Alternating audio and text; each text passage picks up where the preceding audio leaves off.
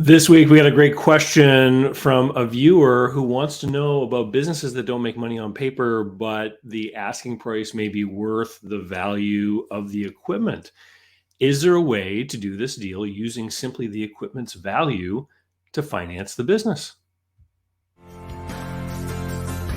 I'm David C. Barnett, and you're tuned in to Small Business and Deal Making, the podcast, YouTube channel, and blog where I talk about buying, selling, financing, and managing small and medium-sized businesses while controlling risk. So if you're looking to take control of your future through buying a business one day, or if you already own a business and you're looking to grow or exit, you've come to the right place. I talk about interesting things, I talk to interesting people, and I answer your questions every week right here. So be sure to hit like and be sure to hit subscribe, and let's get to it.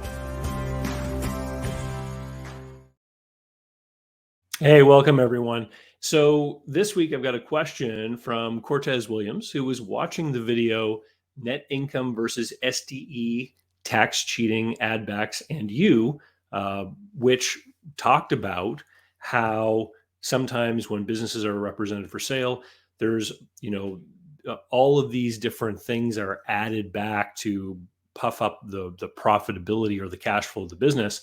But in that video, you should go watch it. We'll put a link to it here. But we talk about what that can then do from the seller's point of view, because if you can't demonstrate profitability in order to make debt service payments, then the bank is going to have a hard time wanting to lend money to you. So what Cortez asks is, what if the seller's books and the tax returns are so bad that no lender will touch it, but the company has been consistently grossing over $500,000 a year? So we're talking about top line revenue, with zero advertising or marketing. My question is, if the company has equipment, which is newer trucks, he says, worth the asking price of $250,000, what about going through equipment financing? Has anyone ever heard of anything like this? So this is a great question. So there's two possible outcomes here of the scenario you described that wasn't quite clear to me in the question. So the first scenario is that the business is grossing $500,000 and is a profitable business, but is just not showing any profit on paper. That's one scenario. The other scenario is that the person is trying their best to make some money, but they're not able to, right? So we're talking about a marginal business that just isn't profitable. You point out that there's no advertising going on, et cetera. So let's look at both of these scenarios.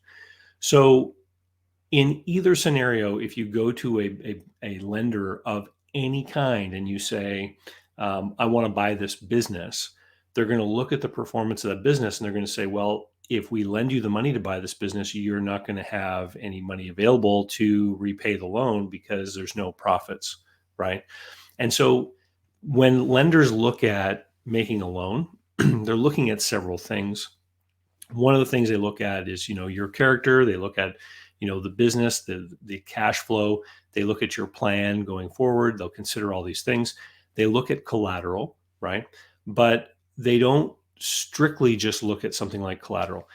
There are lenders out there called asset-based lenders, and a lot of people on YouTube, on the internet, talk about how if there's collateral there, you just go to an asset-based lender, thinking that they kind of represent these asset-based lenders kind of like they're sort of like pawn shops, where a pawn shop doesn't really care about any of those things that I just mentioned. They just care about the collateral because they hold the collateral. But if you think about a pawn shop, if you take $1,000 ring in there, how much will they lend you on that $1,000 ring? I don't know, $200 or $300, maybe, right? Because they know that if they have to put the $1,000 ring out on their counter because you didn't come back to repay the loan, they might only be able to sell it for $600 or $700 because everyone expects a deal at the pawn shop. The asset-based lender who might lend against trucks, even though they are concerned with the collateral, they want to know that they've got good, solid collateral in that vehicle, they still do not want to have to go through the process of repossessing the vehicle. They don't want the hassle, the headache, all of the costs and burdens that are associated with having to go through that process. So even an asset-based lender still wants to see a plan where there's the likelihood of profitability and cash flow, et cetera, that is going to be able to service the loan that they make you. Furthermore, as you go down sort of the credit strength scale and look at lenders who are more and more open to riskier and riskier scenarios that are more collateral focused, what you will find is that even though these trucks that you say are worth $250,000, that may be their fair market value. But an asset-based lender who's going to ignore the cash flow of the scenario is certainly not going to make you a loan based on fair market value. They're going to make you a loan based on forced liquidation value, perhaps. And I did make a video about this before, about asset-based lenders. And I forget the name of the video, but I talk about it. It's about a pizza oven, and we'll find a link to it and we'll put it here. So if you go and this business really isn't a money-making business, or if it is a money-making business, it just isn't on paper, any understanding on the part of the lenders that this is a business you are buying, the very next thing out of their mouths is going to be, well, show me the performance of the business. And then you will have to show them this terrible performance, and then you will have a very hard time getting that loan. Okay. Under the second scenario, which is that the person isn't making money on paper and they are not making money in reality, so they're trying really hard to make a go of it and they're just not able to make a profit, then basically what you're saying is you're looking at someone who's employed capital, these vehicles, to go out and do a business, and they haven't been successful, but you think that you can be. So I would argue that you're not actually buying a business if you wanted to buy this thing, because you mentioned the advertising. So you obviously want to make big changes to what's going on there. You're actually making a decision that is almost like doing a startup. You're almost creating a new business because you think that you have an idea of how to better execute this plan. The fact that there is this level of revenue would make it easier, right? So here's the solution. If you want to dive into this, is you actually have to do this deal without talking about it as though you're buying a business. What do I mean? So you actually have to approach the lenders with a new business startup business plan and say, I'm going to get into this business. I'm going to start a new business. And here is my plan. And here are my projections. And this is my business plan. This is what I think I'm going to be able to do. And by the way, I've found a guy who will sell me some used equipment that it fits the bill for what I want to do. He wants to get out of this industry. He's got these trucks for sale. I'm going to start a new business and I'm going to buy those trucks used, and it's a good deal. And if you can wrap it in that perception, if you can frame it in that way, then you can get the lenders to look at this as a new business startup loan. They will consider the collateral of the vehicles, but they will put more of an emphasis on your plan versus what is going on at that current business right now. So unfortunately, I've worked with sellers over the years where they've been that person that you're talking about with the trucks worth 250 grand. And they've been working really hard to try to make money, but they weren't making any money. And they thought that because they had revenue and a certain amount of cash flow, they thought they had a business with value. And I would show them that not only does their business not have any goodwill, but that they would have a hard time selling it as a business because every lender would want to see the performance. And I've actually advised people in that scenario that the best thing they could do would be to actually shut down the business, completely close it, and then just go out into the marketplace with this equipment and try to liquidate it and sell it, so that a buyer would then not be burdened with the history of that business. Depending on where you are, like if you're in a smaller community, and if you're in a small town of 50,000 people and you walked in, to a bank with this, I'm going to start a new business and I'm going to buy that guy's trucks, that banker is going to know that business already is an existing business, right? They're going to be like, okay, well, what are his numbers? But if you're in a bigger community that may not be so tightly connected, then you can say, I'm going to start a new business and I'm going to buy those trucks. So great question, Cortez. At the end of the day, the equipment is collateral. It's not the entire thing that a lender is going to look at when it comes to making a decision about whether or not to lend you money. I would say that if somebody is going to buy a business, the reason why you want to buy a business is you are trying to avoid risk. You want to buy a business that already has sales, profitable cash flow, etc. And that means you want a business that has some amount of goodwill value. You want a business that has this demonstrable profitability so that when you buy it, you can be reasonably certain that you're going to carry on in a profitable fashion and not have to worry about how you're going to make payments on things. What you're contemplating doing is it's almost like you're trying to find an opportunity in a distressed business that you might somehow still be able to get financing on because um, because this collateral is there.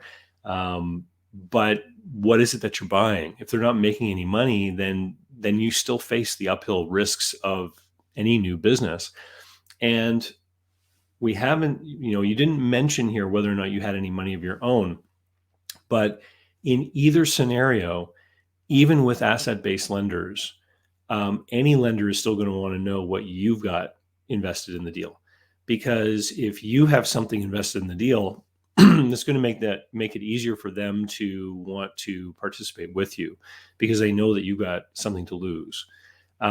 If you've got nothing in the deal, well, then it's more difficult. So there's the other way that you could look at this is you could ask this seller, Mr. Seller, do you have any kind of financing? In fact, if you were going to try to do this without any of your own money, and you are willing to take the risk of trying to make a more profitable business out of this by doing something differently, the way to do this would be to go to that seller and say, do you have any financing on these vehicles?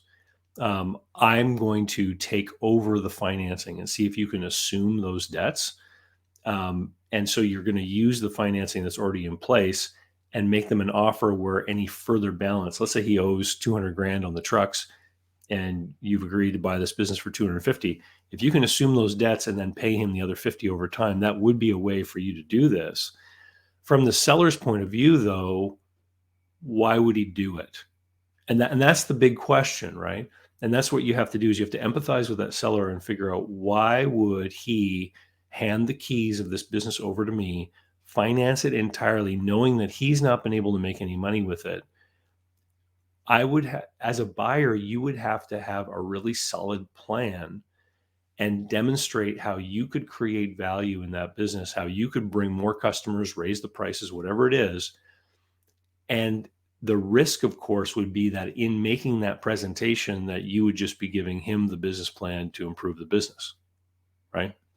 So it's a hard one. It definitely is a hard one. Yes, collateral is better when you're trying to borrow. In my opinion, you should just be focused on something that makes money and go looking to buy that so that you can pay your debts and be able to convince bankers that you're going to be a good operator and that the cash flow is already there. And any improvements that you make are just going to make things even better. Thank you very much for the question. If anyone of you out there is interested in buying a business, I would suggest you head over to businessbuyeradvantage.com, where you can sign up for my online program. It's like 13 hours or more of content where I take you from start to finish through the entire process of finding and acquiring and deal making and negotiating for business. There's been new modules added since 2019 based upon questions and commentary that past students have had. When you sign up, you get lifetime access for that. Businessbuyeradvantage.com is the place to go. And if you haven't already, head over to davidcbarnettlist.com, which is where the place where you can sign up for my email list. And I also mentioned that as well here in the exit reel. But I want to take a moment just to thank my sponsor for this year. And I'm going to play a message from Mark, and then we're going to finish it off. Thanks. Special thanks go out to today's video sponsor, Mark Willis of Lake Growth Financial. Mark helps people better manage their personal wealth and business finances through the Bank on Yourself insurance strategy. This is something I've done personally and I've gotten lots of positive feedback from people I've worked with over the years. Go to newbankingsolution.com to find a playlist of all the interviews I've done with Mark and to learn more about the advantages of these programs. While there, sign up to arrange a conversation about what this solution might look like for you. So, how can you learn more about buying, selling, financing, and managing small and medium sized businesses? Easy. Head over to my blog site at davidcbarnett.com. You'll find hundreds of articles and videos, all for free. You'll find links to my books and online courses, and you can sign up for my email list and get emails covering topics that interest you and be notified of new videos.